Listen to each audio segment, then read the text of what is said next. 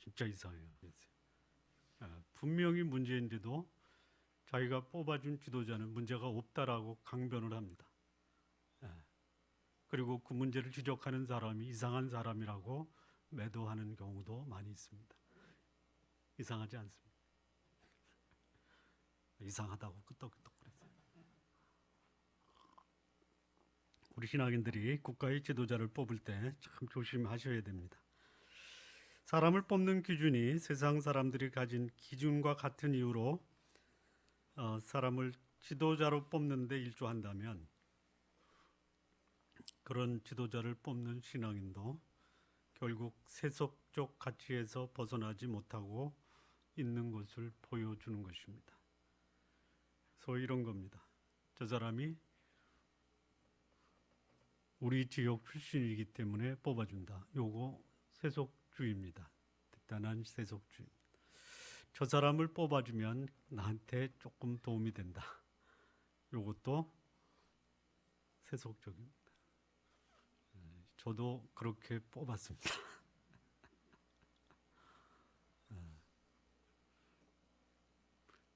앞으로 우리 선거 때가 되면 우리 교회에서 누구를 뽑을 것인가 공개 토론회를 해서 의견을 모아서 하는 것도 뭐 괜찮겠지 않겠습니까? 에? 에? 아, 그렇습니까? 위반되지 않는 범위 내에서 기준을 정해자고요. 기준. 누구라고 하지 말고 이런 사람을 뽑읍시다. 자, 이 세상이 찾는 니므롯의 모습을 세상이 찾는 영웅의 모습을 니므롯에게서 볼 수가 있습니다.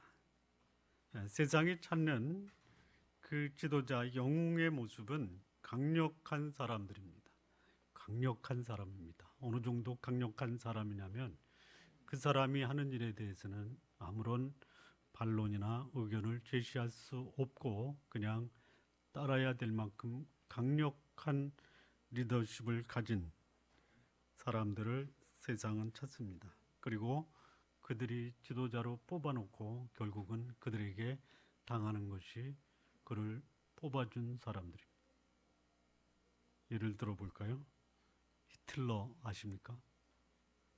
역사를 그야말로 어둠 속으로 폭풍 속으로 몰아갔던 사람입니다.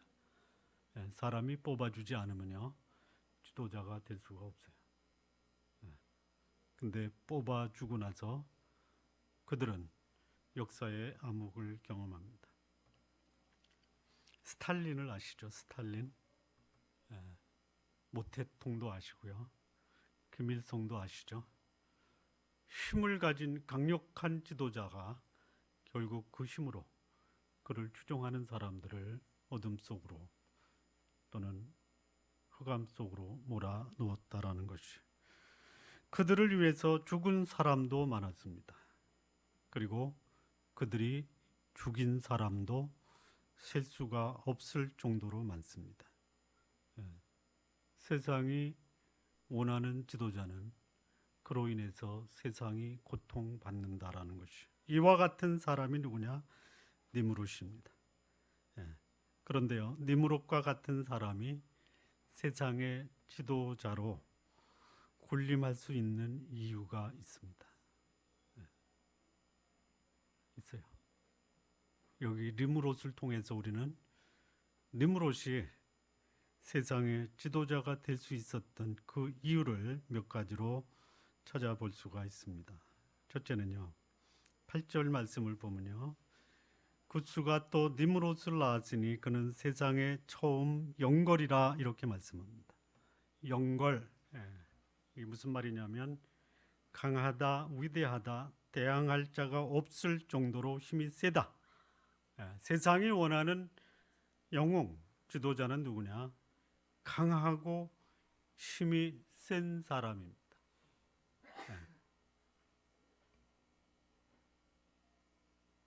여러분, 강하고 위대한 사람들이 되시기 바랍니다. 그래야 세상의 지도자가 될 수 있습니다. 강하고 힘이 센 것이 문제가 아닙니다.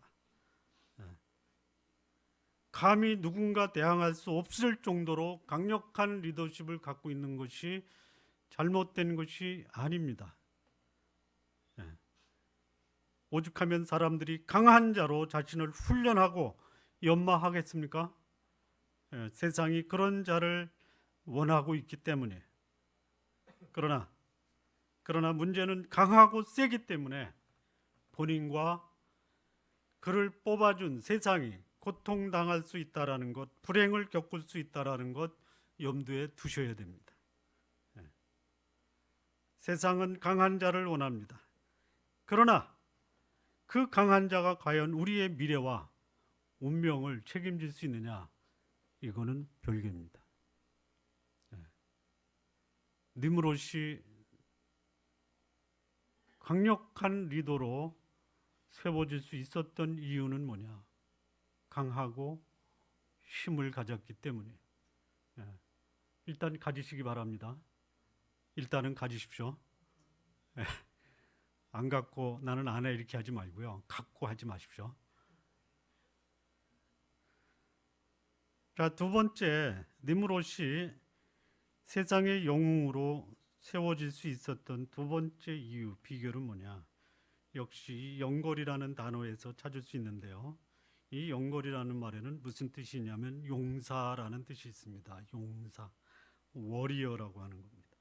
싸움 잘하는 사람의 싸움 잘하는, 힘이 세고 강할 뿐만이 아니라 싸움도 잘했습니다. 예.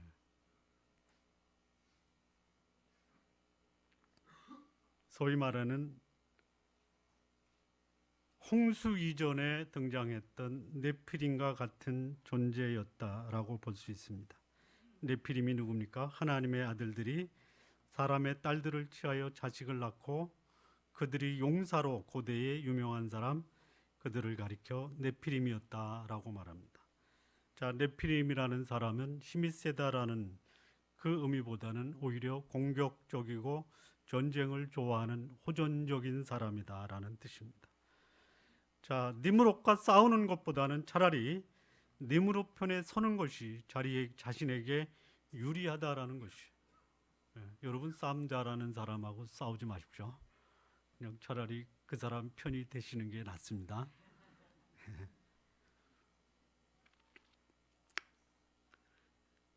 예, 이 세상이 원하는 지도자, 싸움을 잘해야 됩니다. 그래서 그가 지도자로 그렇게 세움을 받은 것입니다. 자, 문제는 싸움을 잘한다라는 것으로 사람들에게 그 삶을 풍요롭게 할 수 있느냐? 그런 것은 또한 별개입니다. 힘이 센 사람이, 싸움을 잘하는 사람이 지도자는 돼도 그가 지도자가 되었기 때문에 세상이 그로 인해서 평안한 것은 별개다라는 것입니다.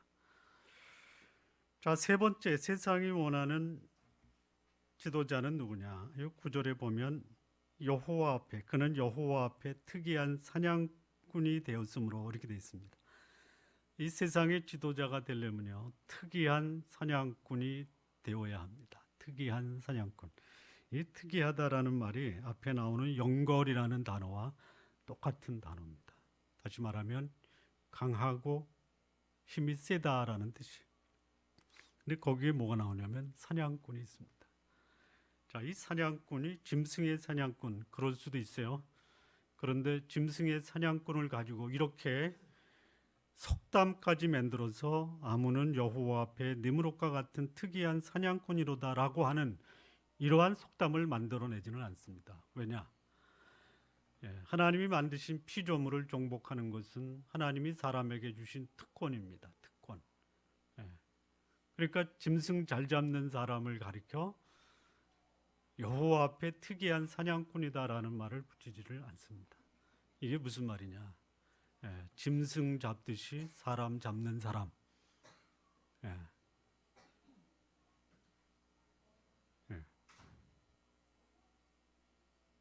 그게 니므롯입니다.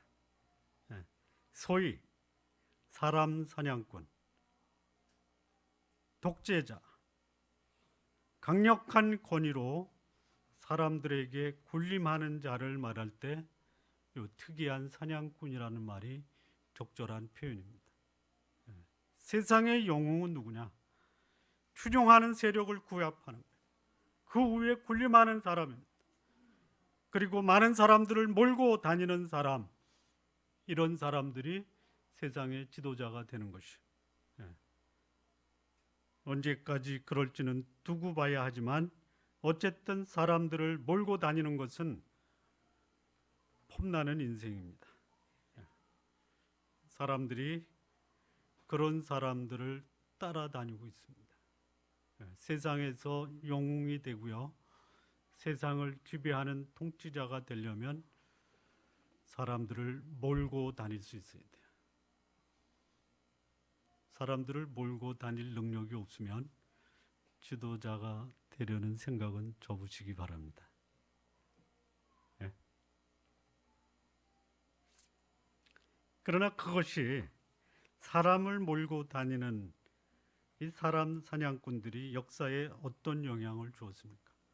자신의 삶은 영광을 얻었지만 과연 역사에 바람직한 영향을 주었는지는 성찰해 봐야 됩니다. 세상이 이상하게 뽑아놓고 그에게 당하는데도 불구하고 그런 지도자를 뽑고 있다라는 것이, 그리고 그런 지도자들에 의해서 자신의 인생이 황폐해지는 것을 경험하는 것, 우리는 역사를 통해서 얼마든지 보고 있다라는 것이.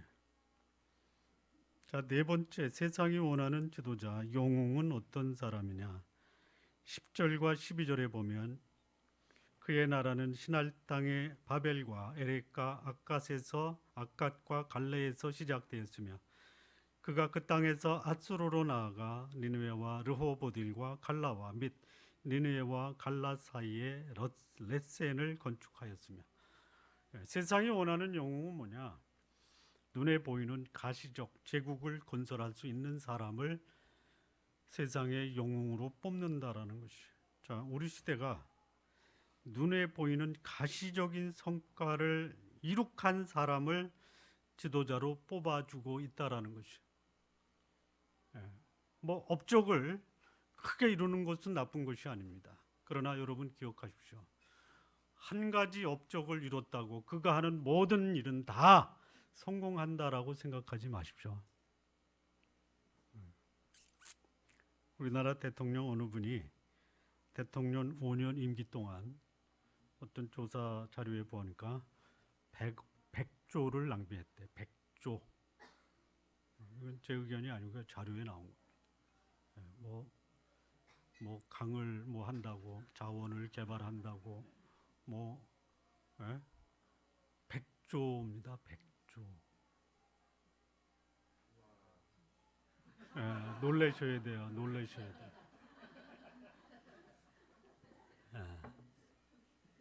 이거는 공개된 거고요. 공개되지 않는. 근데 사람들이 그런 사람들을 지도자로 뽑아줍니다. 저도 그분에게 한 표 줬는데 앞으로는 우리 성도님들의 의견을 물어서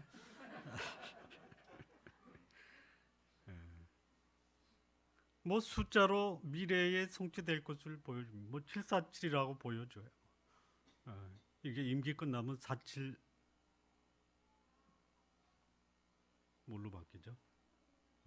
474로 바뀌어요. 그 747이 뭔지 잘 모릅니다. 근데 뭐 신문에 보니까 그게 474로 바뀌었대. 뭐 가상 도시를 보여줍니다. 자기의 지난날의 업적을 마치 미래에도 실현될 것으로 보여주는 자들을 지도자로 뽑는다라는 거. 이게 사람들의 생리입니다. 보여주는 것을 믿고 있다라는 것이. 그런데 여기요, 이 니므롯이라는 사람은 보여주었습니다. 보여줄 것을 약속한 것이 아니라 보여주었어요. 그러니까 니므롯은 이런 일에 대해서는 최고의 전문가였습니다. 이거 보니까요, 시날 땅, 바벨, 엘렉, 아갓, 갈레, 지금의 이란입니다. 페르시아. 아수르의 니느웨, 르호보딜, 갈라, 레센, 이건 지금의 이라크, 아수르입니다. 소위 아수르라는 제국과 바벨론이라는 제국을 통합한 그 제국의 황제가 누구냐? 니므롯입니다. 니므롯. 자신의 능력을 보여줬어요. 여러분, 보이는 것에 집중하면 중요한 것을 놓칠 수가 있습니다. 그런데 이것이 사람들의 생리입니다. 생리. 여러분, 잘 사는 것이 바람직합니까? 바르게 사는 것이 바람직합니까? 다 알죠? 우린 다 알죠? 그런데 바르게 살다가 잘 살지 못하면 어떻게 하시겠습니까? 안 되죠? 바르게 살 수는 없어도 잘 살아야 되죠? 끄떡끄떡 하세요. 여러분, 잘 살지 못하면요, 바르게 살기도 어려운 세상에 잘 사시기 바랍니다. 그리고 바르게 사시기 바랍니다. 굳이 잘 사는 것과 바르게 사는 것을 선택할 운명에 처해져 있다면 잘 사는 거 선택하세요.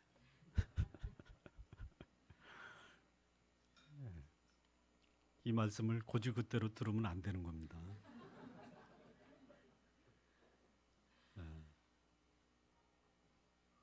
잘 살 수는 없어도 바르게는 사십시오.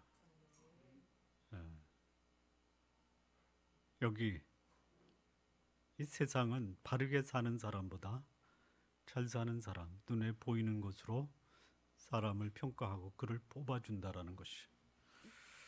자, 5번째입니다.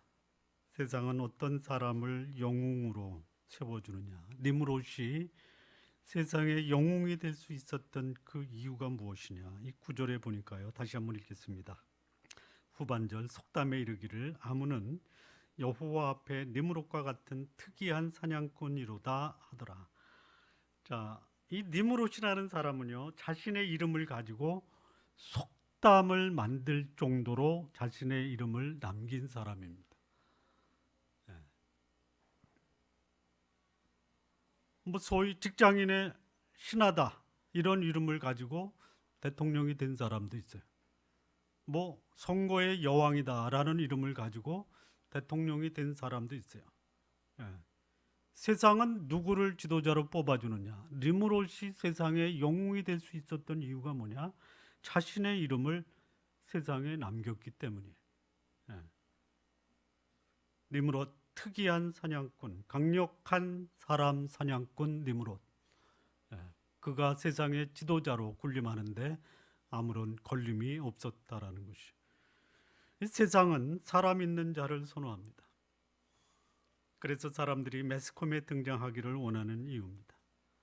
왜 그래요? 자신의 이름을 내서 이름이 나면은 그 이름 난 것으로 자기에게 돌아오는 유익을 챙길 수 있기 때문입니다.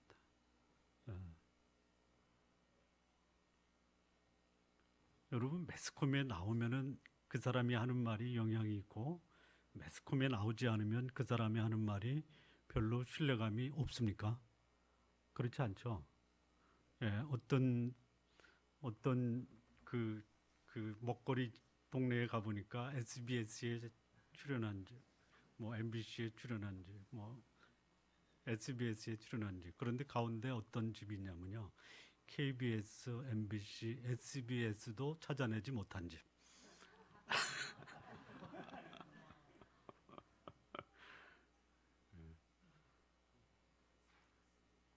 이름을 남기지 않아도 얼마든지 살아갈 수 있는데 사람은 자기 이름을 내려고 하는 거예요. 여러분, 이름 내려고 하지 마십시오.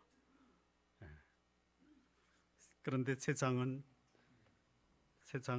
자기의 이름을 내려고 합니다. 그래서 가시적인 성과를 내려고 하는 것이죠. 그래서 사람들을 몰고 다니려고 하는 것입니다. 이것이 사람들이 추구하는 삶의 모습이에요. 그런데 신앙인들도 이런 유혹에서 자유롭기가 쉽지 않습니다. 결코 쉽지가 않아요. 자, 그러면요. 세상적 영웅에 대해서 하나님은 그들을 어떻게 보시느냐? 하나님이 보시는 세상적 영웅은 도대체 어떤 평가를 받고 있으냐? 첫 번째입니다. 어떻게 하나님이 니므롯을 평가하냐면요. 니므롯으로 평가를 합니다. 니므롯은 니므롯입니다. 니므롯의 뜻이 뭐냐? 반역 또는 반란을 일으킵시다라는 뜻이에요. 세상은 영웅이라고 얘기하지만 하나님은 그를 가리켜 반역자라고 평가하는 것이에요. 하나님의 영웅들은 누구냐?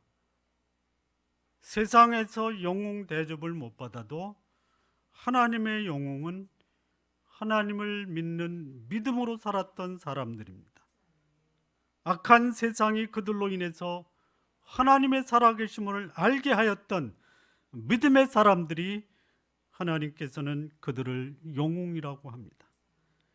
니므롯은 자신의 이름 속에서 나타낸 것처럼 그는 하나님을 반역하고 하나님을 향해서 반란을 일으킨 장본인입니다. 다시 말하면 자신이 하나님이 되려고 했던 사람이에요. 우리 성도 여러분, 자신의 이름을 내서 하나님이 되려고 했고 그로 인해서 세상을 다 얻는다 해도 하나님으로부터 버림받으면 남는 게 없습니다.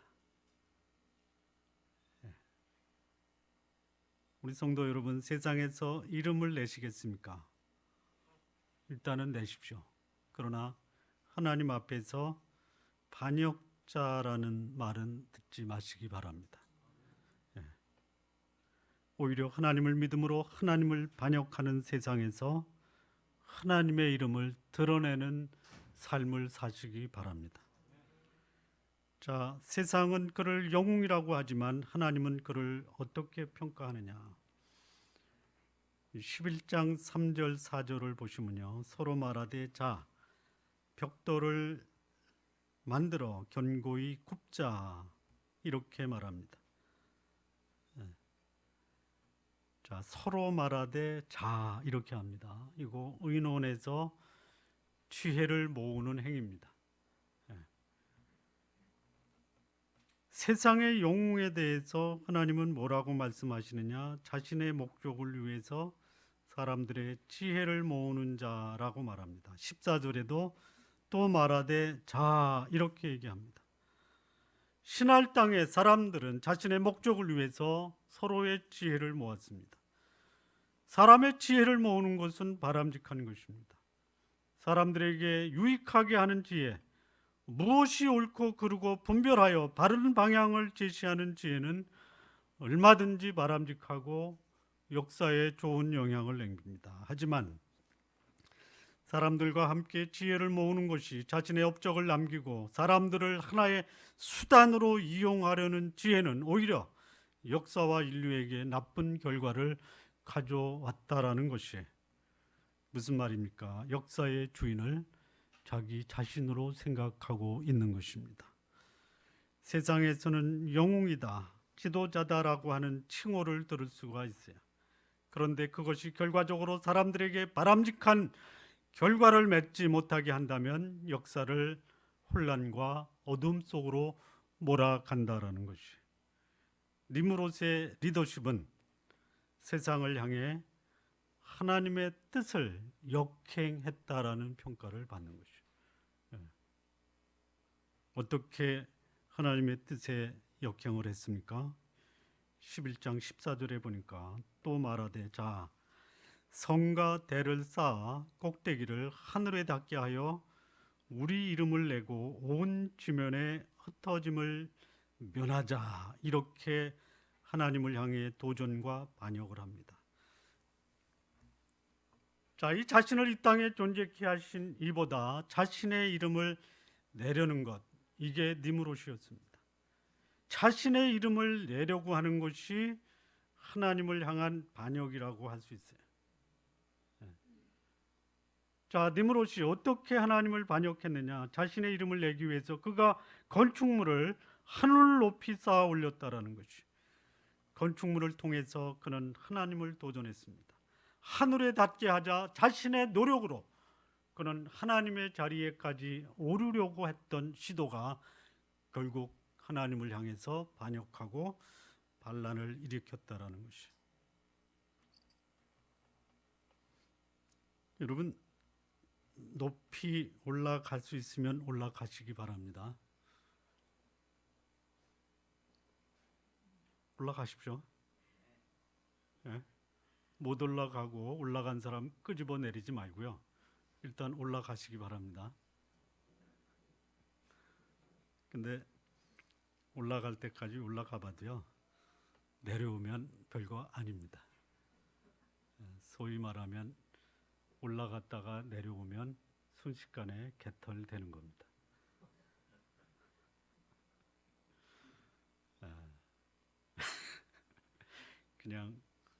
그냥 오늘의 이 자리에 대해서 감사하시기 바랍니다.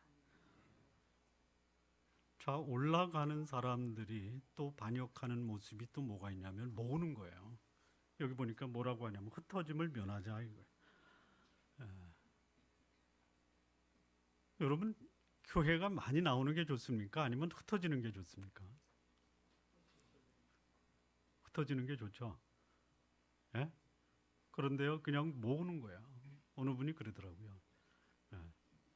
3만 명이 죽어서 5만 명까지 돼야지 그래도 하나님을 위해서 큰일 한 데 있다. 이렇게 큰일 할 수 있다. 이렇게.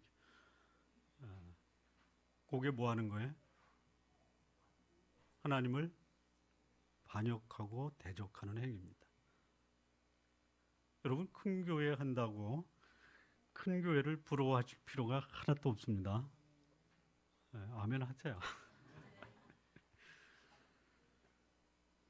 자, 이 하나님을 반역하는 사람들 두 가지 모습이에요. 첫째 뭐냐? 자기 이름을 내기 위해서 대단한 업적을 이룹니다. 두 번째는요, 모으는 거예요. 모으는 것은요, 하나님이 말씀하시기를 그게 세상이나 또는 하나님의 공동체에서도 모으는 것은 하나님이 흩으십니다. 자, 그런데 큰 사람 될 겁니다.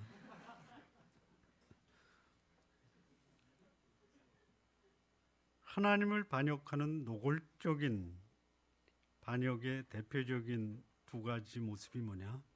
자기 우상화입니다. 자기 우상화. 자기 우상화.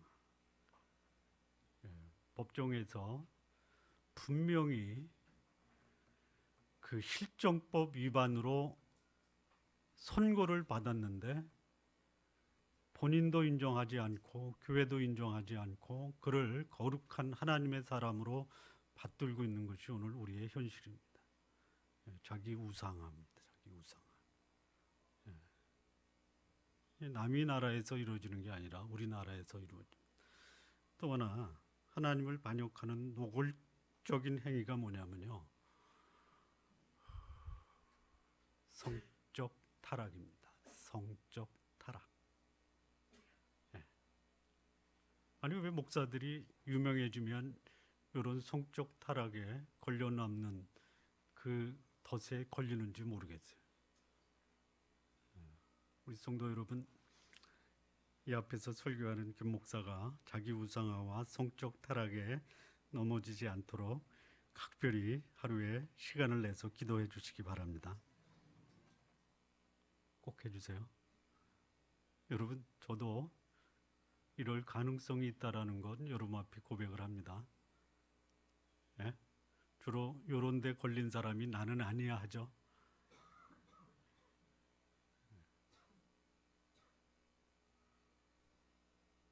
하나님은 세상의 영웅을 향해서 이렇게 하나님을 반역하고 대적한다라고 평가를 합니다. 자, 그렇다면 진정한 하나님 앞에서의 영웅은 누구냐? 진정한 리더가 누구냐? 하나님이 원하시는 리더는 사람을 섬기는 사람입니다.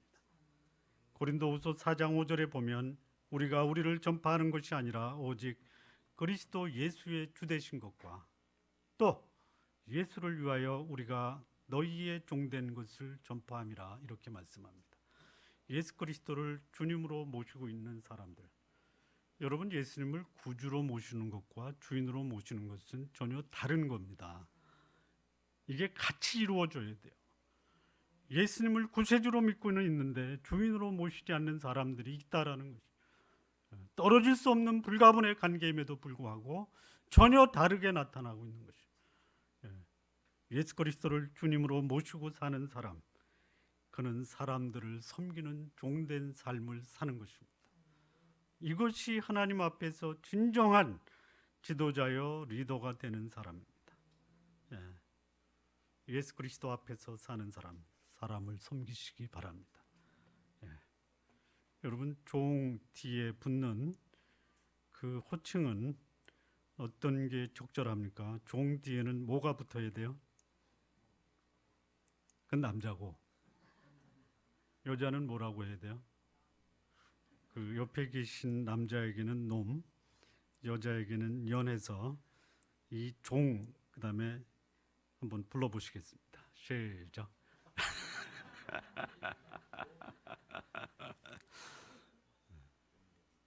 부담스러우면 이 앞을 향해서 이 종 한번 하시겠습니다. 시작.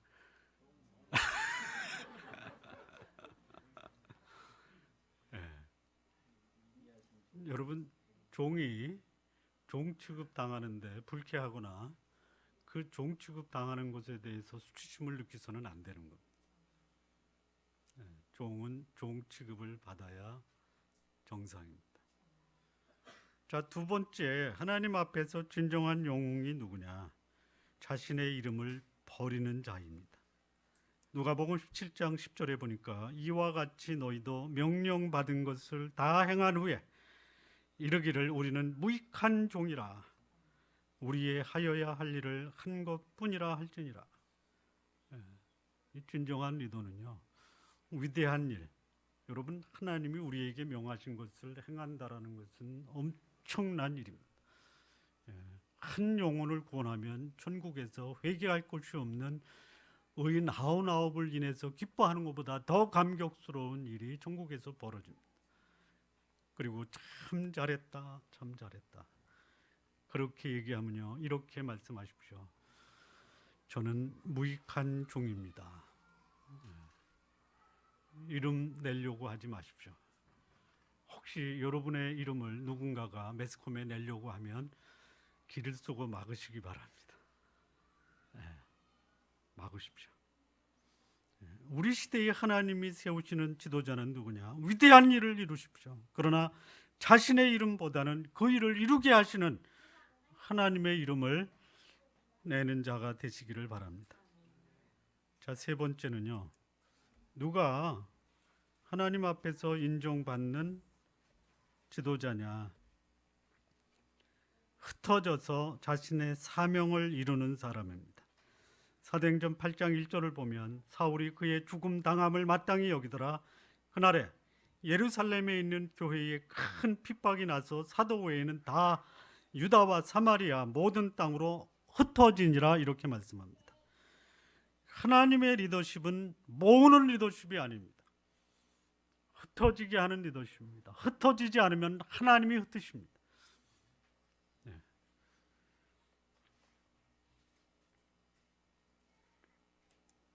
제가 어느 목사님한테 한번 질문을 드리려고 합니다. 5만 명이 모이신다는데 저는 은퇴하실 때 최소한도 한 3개 정도로 좀 나누실 줄 알았습니다. 이제 다 몰아줬어요. 그래서 내가 여쭤보려고 다른 분하고 상의를 해서 여쭤봐도 되냐 그랬더니 지금은 안 된대. 그래서 왜 그러냐 그랬더니 지금은 한 사람에게 몰아줘야지 그 교회가 유지된다라고 그러더라고요. 나눠줘도 결국 다시 모일 텐데 왜 번거롭게 나누냐 이런 얘기를 해서 나중에 여쭤보려고 합니다. 여러분 끌어모이는 것은요, 이 결국 부패하고 오염되는 거죠. 모이면 고이고 고이면 썩는 거예요. 사람도 마찬가지입니다. 이 흘러가야 돼요. 흘러가야 돼요. 제가 뭐 한 300명 되면 나누려고 했는데요. 그럴 필요 없을 것 같더라고요. 그냥 한 30명씩 나눠서 그냥 나누는 게 좋지 않겠는가. 그 대신 내보낼 때는 30명 확실하게 훈련해서 내볼 테니까 훈련 나가기 싫으면 훈련에 참여 안 하면 됩니다. 훈련 받고 있는 분들은 마음 준비하시고 언제든지 나갈 준비하시기 바랍니다. 많을 필요가 없어요. 하나님이 원하시는 리더십은 뭐냐? 흩어져서 하나님의 나라를 확장시키는 자입니다. 마무리 짓겠습니다. 세상은 자신의 힘, 이름, 명예를 남기기를 원합니다. 그래서 힘을 비축하기도 하고 업적을 남기기도 하고 사람을 규합하는 것입니다. 하지만 하나님은 그런 리더, 지도자를 향해서 뭐라고 평가하시느냐? 하나님을 반역하는 자로 규정하고 있다는 것입니다.